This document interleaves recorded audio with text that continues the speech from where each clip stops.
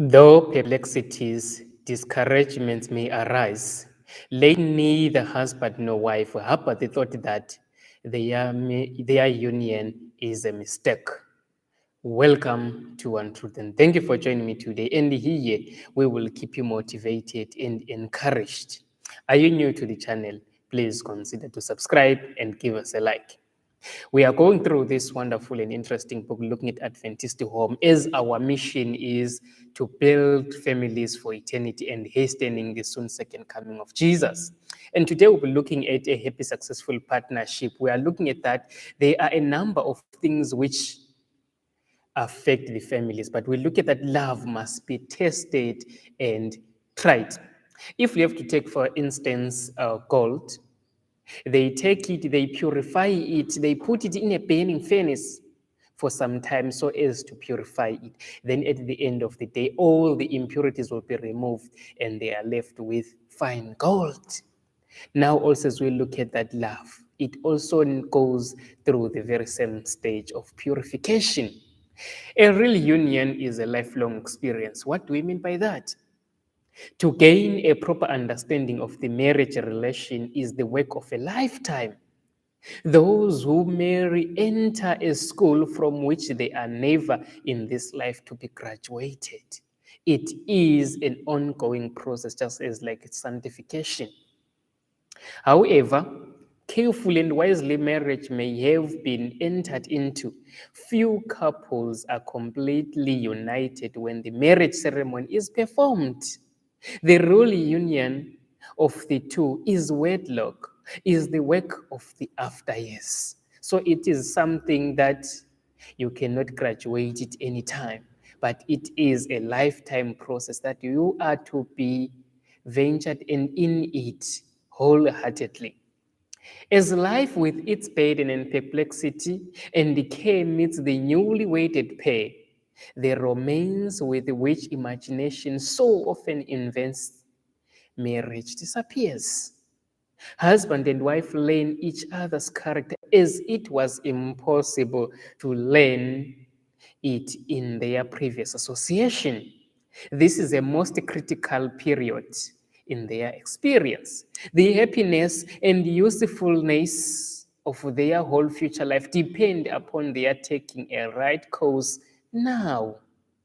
Often they discern in each other unsuspected weaknesses and defects, but the hearts that love has united will discern excellences also heretofore unknown.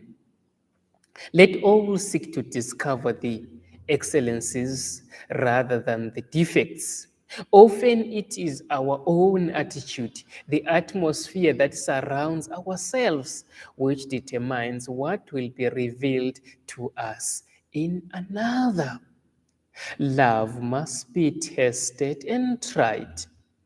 Affection may be as clear as crystal and beauteous in its purity, yet it may be shallow because it has not been tested and tried. Make Christ first and last and best in everything. Constantly behold Him, and your love for Him will daily become deeper and stronger as it is submitted to the test of trial. And as your love for Him increases, your love for each other will grow deeper and stronger. Let's pay close attention to this.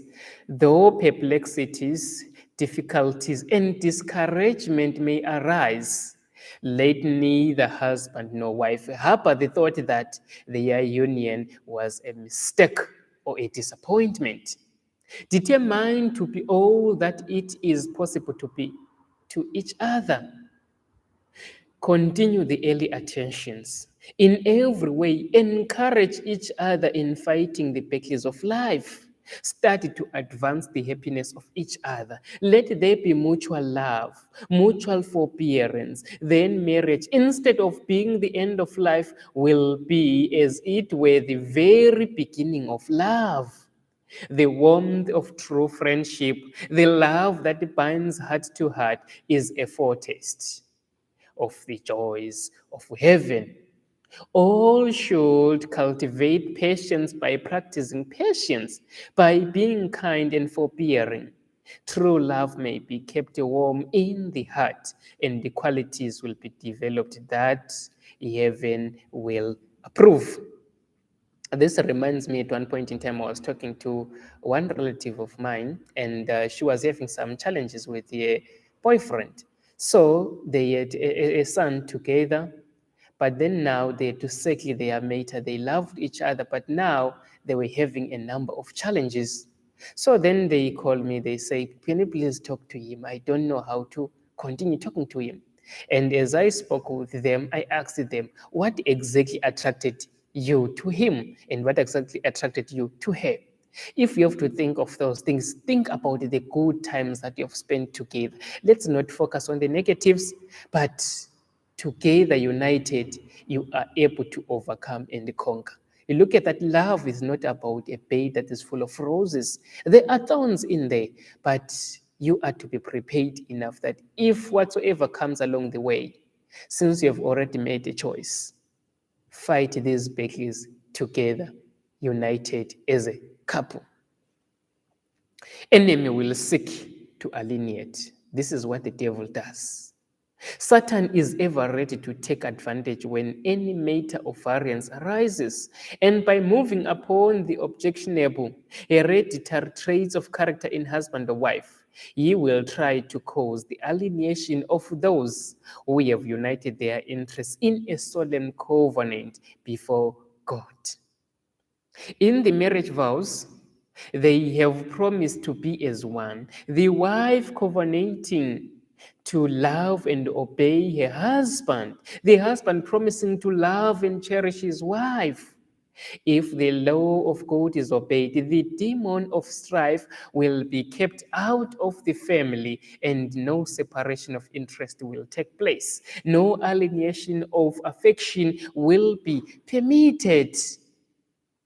In each and every time, the devil will always try to separate. If you have to take an example of a car that is just standing still in one place, that car is just in there, it's not doing anything, it doesn't experience any potholes, it doesn't experience any difficulties, it doesn't experience any traffic. But a moving car will always experience all these challenges. And now, as we are looking that as a couple that is filled with love, definitely the devil will always try by all means to tempt, but with whatsoever happens, we are to know that God is our only provider and God is the only source of strength.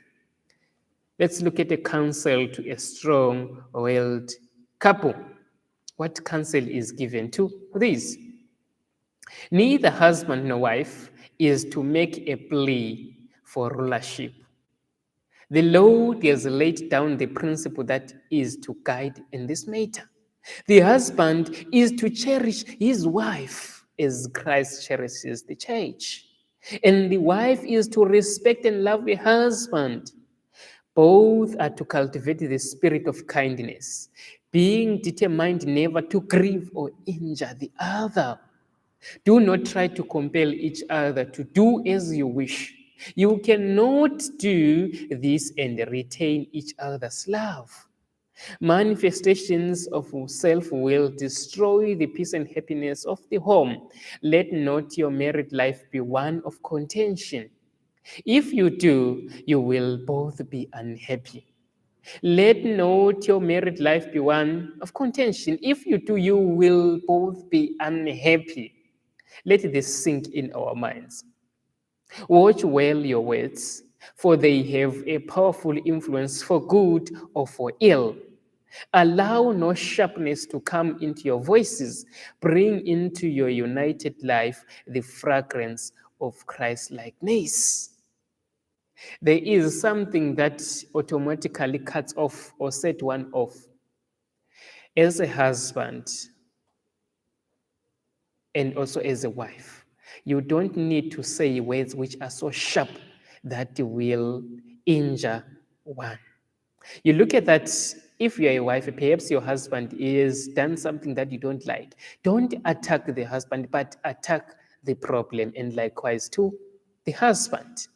Now, if we have to look at your partner has done something wrong, or you compare him with other men, saying that, why can't you do A, B, and C? Haven't you seen that John is doing this and that? Why are you failing to do this? Why are you like this? What kind of a man are you?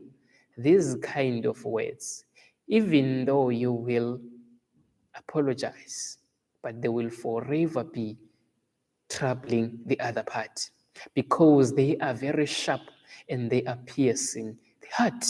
And as a result, the husband will forgive. But in whatsoever circumstances, if you have to argue with something, those kind of words, they will still come back again and be renewed. So let's make sure that we don't say sharp words that will injure the soul and the happiness of the other. We look at that love is to be expressed in words and in deeds. I look forward to seeing you on the next live stream. And if you haven't subscribed, make sure that you do subscribe, give us a like, and we will greatly appreciate that.